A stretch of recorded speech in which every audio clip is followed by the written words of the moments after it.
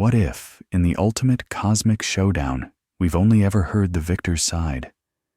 For every story of light casts a shadow, and in the shadow of the great biblical narrative lies another truth, a voice they've tried to silence for centuries.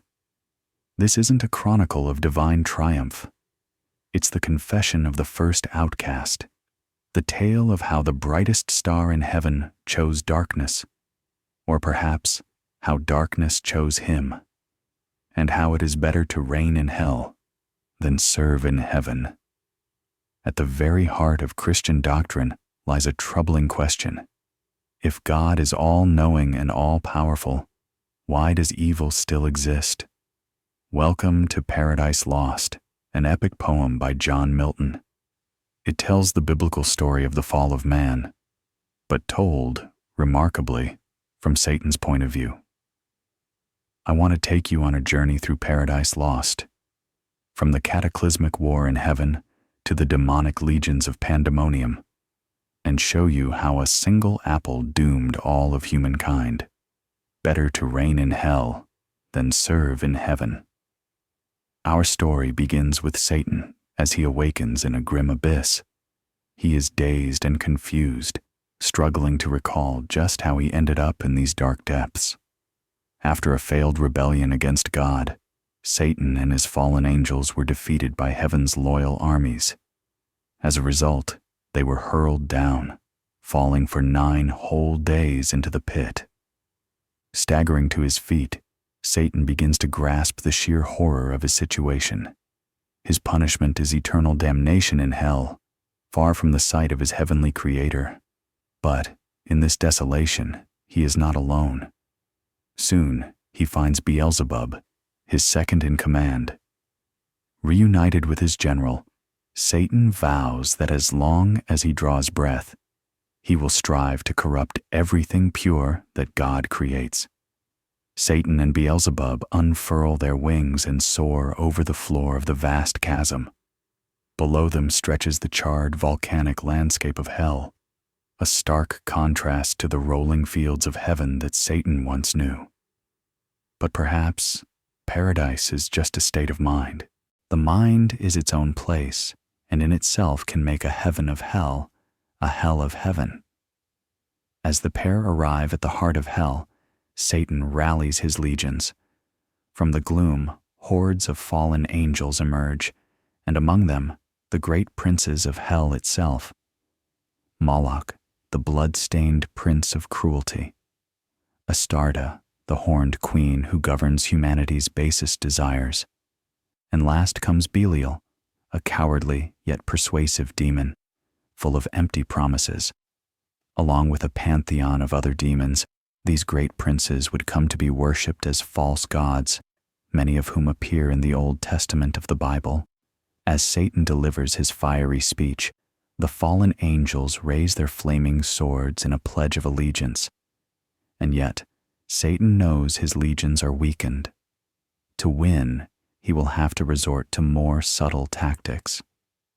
Soon, the armies of hell begin to construct vast mines to excavate the precious minerals of the underworld. The full might of the underworld is focused on a colossal construction project. A structure, both magnificent and terrifying, is erected, paved with pure gold. This is the Cathedral of Despair, Pandemonium. When the temple is finally complete, trumpets sound throughout the underworld, and the legions of hell flock to their new capital, for a council of war has been called. Long is the way and hard that out of hell leads up to light. High on his throne in the center of Pandemonium, Satan sits.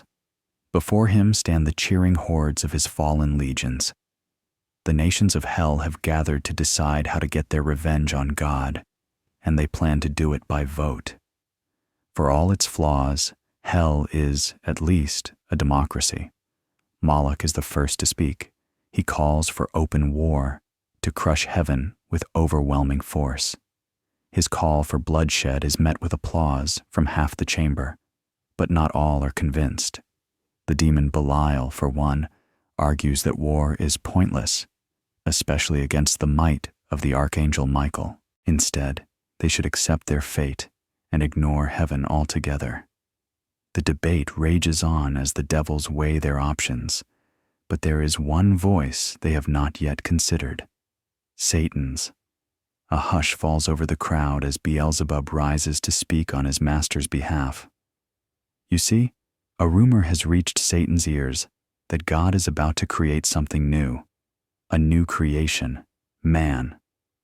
What's more, man will be given free will, the ability to choose between good and evil.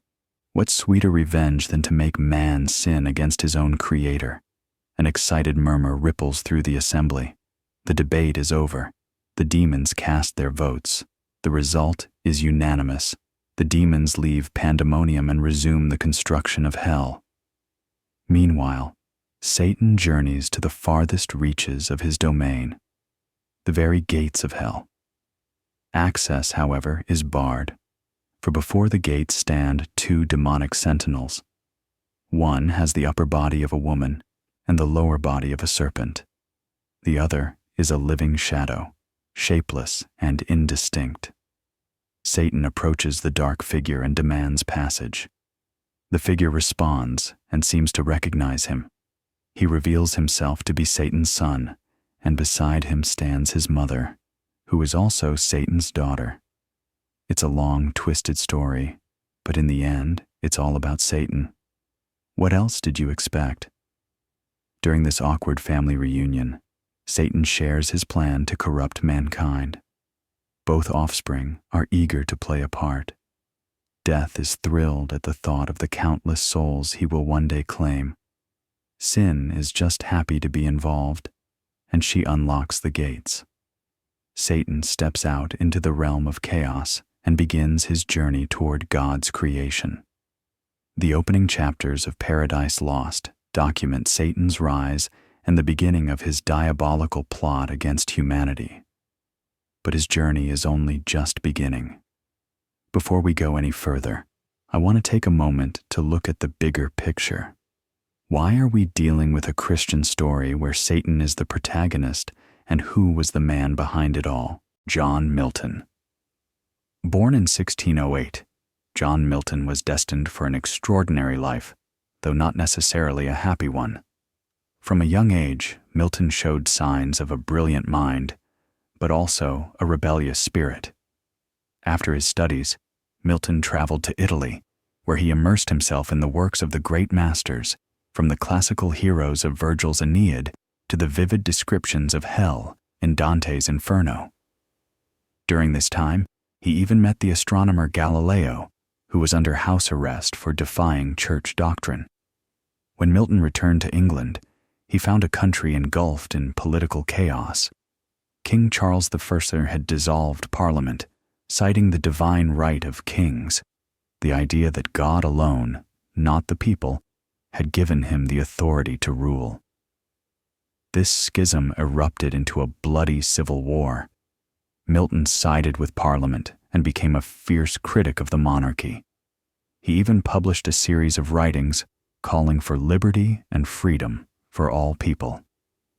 Eventually, the Civil War came to an end. The royalist forces were crushed, and King Charles I was beheaded in the streets of London.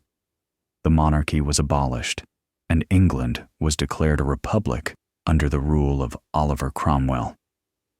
But after Cromwell's death, the republic collapsed into political instability, and in 1660, the monarchy was restored. Since Milton had supported the overthrow of the king, he was briefly a wanted man, and it was during this period that he began to write his greatest work, Paradise Lost. By this time, however, Milton was old and had gone completely blind. It came to the point where he dictated the entire poem to his daughters, line by line. Paradise Lost is very much a product of its historical context, and though Milton was eventually pardoned by the crown, we can clearly see how the turmoil of his era influenced his work. Having witnessed so much destruction, it is little wonder he was consumed by the depths to which humanity could sink. The result was his masterpiece, a retelling of the fall of man and how sin first entered the world. But amid all this darkness, there is hope. For Milton believed that one day God would come to save humanity.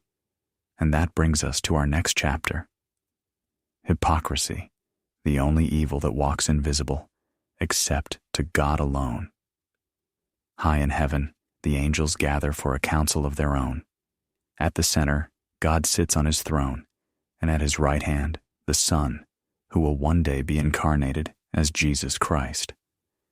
From their divine perch in heaven, they look down upon the Garden of Eden, inhabited by Adam and Eve, who are blissfully unaware of what is about to unfold. You see, God can already see what lurks in Satan's heart, a plan to corrupt the human race. At this, the Son asks if God could ever forgive humanity if it chose to disobey him. God replies that forgiveness is possible, but only if a sacrifice is made. A volunteer must be sent from heaven to live and die as a mortal. Realizing this is his moment, the Son steps forward and offers himself as tribute. One day, he will sacrifice himself for humanity and defeat Satan once and for all. But we're getting ahead of ourselves. Paradise isn't even lost yet. Satan has arrived on Earth and is immediately captivated by the beauty of the newborn planet. Gazing upon this creation, Satan is reminded of the glory of heaven and how it was stolen from him. In search of the humans, Satan journeys toward the sun. To avoid detection by the angels, he disguises himself as a cherub. And if we're going by biblical descriptions, Satan would have actually looked something like this: a winged hybrid covered in eyes. Real subtle. Upon his arrival, Satan meets the archangel Uriel. Striking up a pleasant conversation, he asks about the planet's newest inhabitants. Impressed by the cherub's devotion and unable to see through the disguise, Uriel reveals that the first humans currently reside in a walled garden somewhere in the Middle East. Thanking Uriel, Satan makes his way to the Garden of Eden. Me miserable, which way shall I fly? Infinite wrath and infinite despair. Atop a mountain, Satan looks out over the Garden of Eden. Beneath him lies a world that knows only peace, but that's all about to change. As he descends, Satan feels something he's never felt before. Doubt. He knows humanity is completely innocent, yet they're the ones who will suffer the most. And for what? Revenge. All Satan has to do is repent to God, who he knows would forgive him. But the thought of bending the knee, of singing praises to the one he despises? No, that's a bridge too far. There will be no reconciliation, for as Satan himself admits, the wounds of deadly hate have cut too deep. Satan knows he can never truly escape hell because the real hell is inside him, and misery loves company. If there was ever a moment of perfect harmony on earth, it was a day in the Garden of Eden, a paradise free from death and disease. But there is one who does not belong, a lone seabird perched in the silence, a cormorant. Look closer, and it's no bird at all. It's Satan in disguise. Before Satan stand two upright creatures, more noble than any animal he has seen in the garden. This is man and woman, God's most beloved creation. Yet the very sight of them fills Satan with disgust. He knows he could love these creatures, but he also knows what he must do. Following them through the garden, they come to a clearing in the woods. Before them stands a single tree, bearing tempting red fruit. As the couple approaches, they recall the one command God gave them. From the tree of the knowledge of good and evil, you shall not eat. What they don't realize is that Satan has heard everything. Smiling to himself, he begins to hatch a plan. That night, a squadron of angels stands guard over the garden. Above them, the angel Uriel meets with Gabriel. In a hushed tone, Uriel admits that Satan has slipped into the garden, having tricked him with a disguise. Gabriel orders the angels to search the garden, knowing Satan is a shapeshifter. Meanwhile, Adam and Eve are asleep, but crouched by their bedside is Satan, disguised as a toad. He begins to whisper wicked thoughts into her dreams, but it's not long before the angels find him. His cover blown, Satan is brought before the angel Gabriel. But then God intervenes, mysteriously ordering Satan's release. Reluctantly, the angel obeys, and Satan slips away into the night. To love or not to love, therein lies our fall or our strength. The next few books of Paradise Lost hit the rewind button, taking us back in time to explore the events leading up to the story. This part begins with the angel Raphael visiting Adam and Eve to share a meal. Over dinner, he warns them of a stranger in the garden, and then reveals how this enemy of God came to be. Before the creation of the world, there was no angel more powerful or more beloved than one. But this nameless archangel's fate was about to change. God made an announcement. You see, the Father had begotten a Son, his equal in all things. From this day forward, the Son would rule at his right hand, and all were to bow before him. But not everyone was willing to do so. Unable to accept God's chosen Son, the nameless archangel was consumed by envy. He believed that he was the one who deserved to rule alongside God. The angel began to sow dissent in heaven. Soon, he plotted to establish a rival throne to challenge God's right to rule. From that day on, this angel became known as the adversary, or in Hebrew, Satan. Satan's words were persuasive, and a third of heaven's angels joined his rebellious kingdom. The trumpets of war sounded, and cries rang out to overthrow the tyranny of God. Few dared to challenge this upstart ruler, except for one humble angel named Abdiel, who fled to inform God of Satan's betrayal. Of course, God already knew of Satan's rebellion and had prepared his most loyal angels for war. The celestial army was led by the archangel Michael. The trumpets of heaven blared, and chaos erupted in paradise. Angel turned on angel, as Satan's corrupted forces clashed with heaven's faithful defenders. It was the first time the universe had ever seen violence, and it would not be the last. The battle rages for 2 days. Using deadly artillery, Satan's forces nearly overwhelmed the armies of the Lord. But on the 3rd day, God sent his own Son into the fray, who cast Satan and his angels down into the abyss.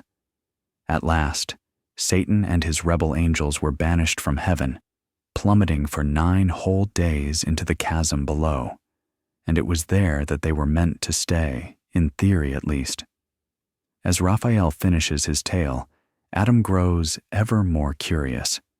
His questions become more insistent, and Raphael starts to worry about humanity's insatiable thirst for knowledge. Now that the war in heaven is over, God is ready to create the physical universe. For 6 days, God speaks the cosmos into existence, beginning with light and adding something new each day. But on the 6th day came God's masterpiece, the creation of humanity. Crafting the first man from clay, God shaped him in his own image and likeness. Breathing life into him, he named him Adam. Despite the beauty of the garden, Adam began to feel a sense of loneliness and the need for a companion. And so God put him into a deep sleep, took one of his ribs, and from it fashioned the first woman, Eve. Their union was blissful and perfect, utterly untainted by sin. What's more, humanity was given a special gift, free will, the ability to choose between right and wrong. They were allowed to roam the Garden of Eden freely, but there was just one rule: do not eat the fruit from the tree of knowledge. Revenge, at first though sweet, bitter ere long back on itself recoils. 8 days after his exile, Satan sought a way back into the Garden of Eden. To go unnoticed, he takes the form of a black mist and silently seeps back into the garden. As he passes through, he studies the various animals, deciding which one to possess. For his plan to succeed, he would need a creature known for its cunning and guile. At last, he would show God just how painful rejection could be. Meanwhile, Adam and Eve are tending to the garden. Today, however, Eve, for the sake of efficiency, suggests they split up and work separately. Adam is hesitant, remembering Raphael's warning about Satan lurking nearby, but Eve insists, assuring him she would know the fallen angel if she saw him. Adam reluctantly agrees, and the pair go their separate ways. Unfortunately, Eve is full of bad ideas like this. You can really tell the poem is a product of its time. Satan has been watching them, and he spots this golden opportunity. As Eve approaches Satan's hiding place, he freezes for a moment, struck by her innocence and beauty, again, a product of its time. Eventually, Satan composes himself and slithers out to meet her. He begins to shower Eve with praise, marveling at her beauty. Eve is, of course, flattered, but also surprised.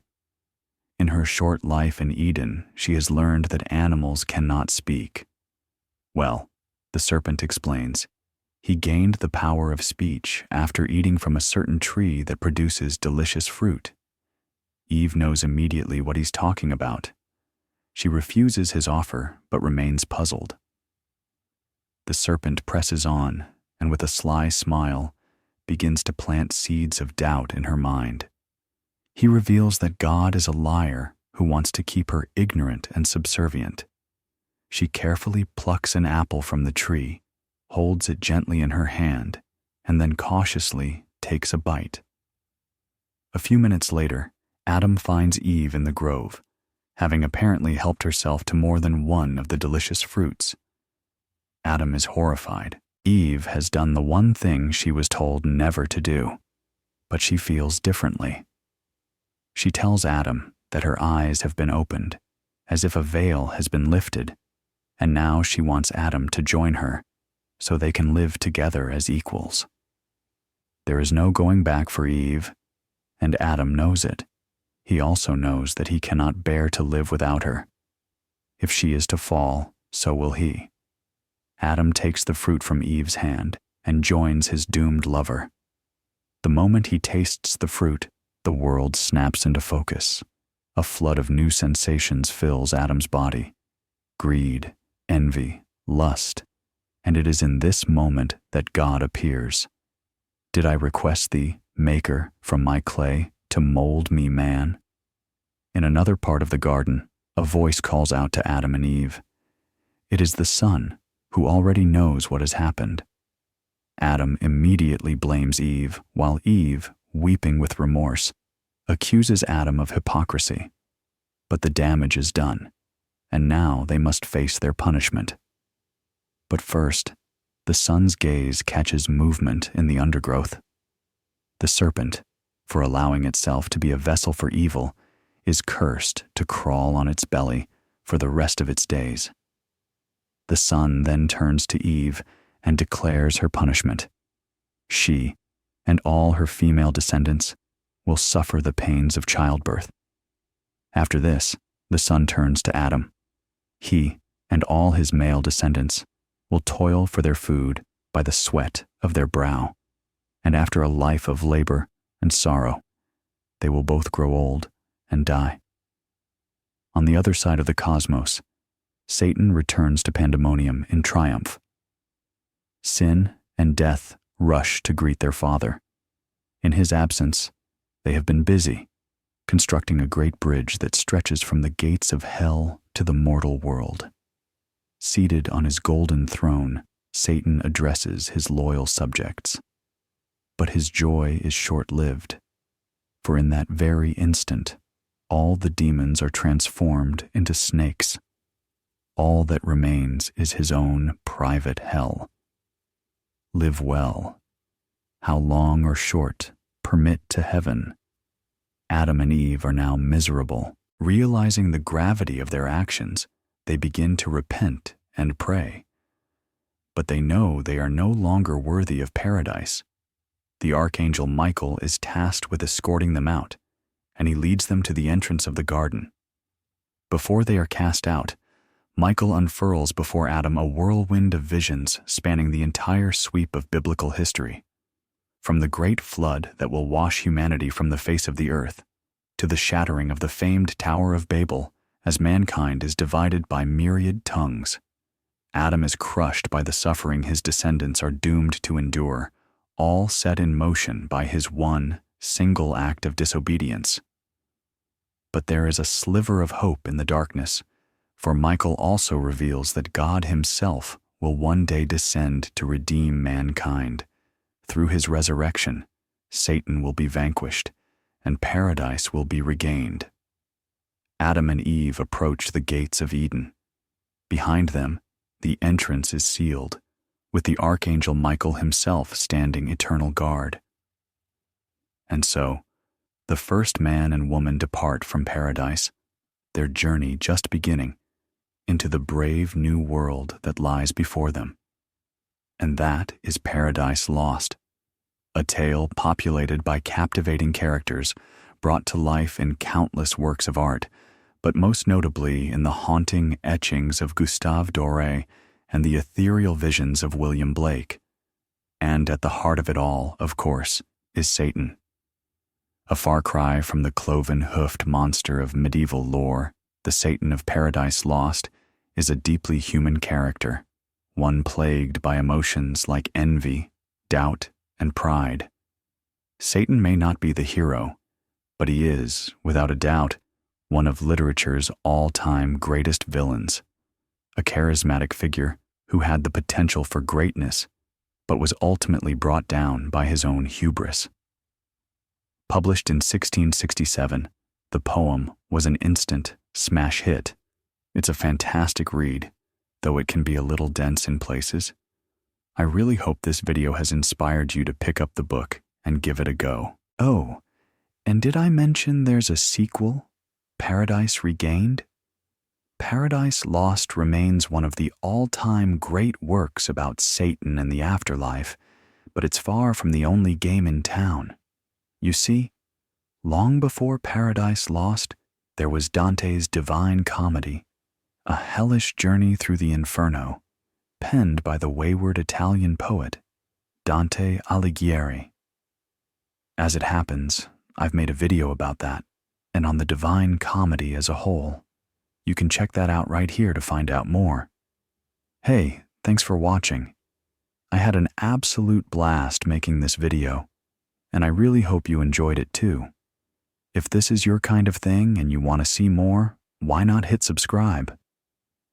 Leaving a like and a comment helps out a ton too. Oh, and a huge thank you to the patrons who support the channel. It honestly means the world to me.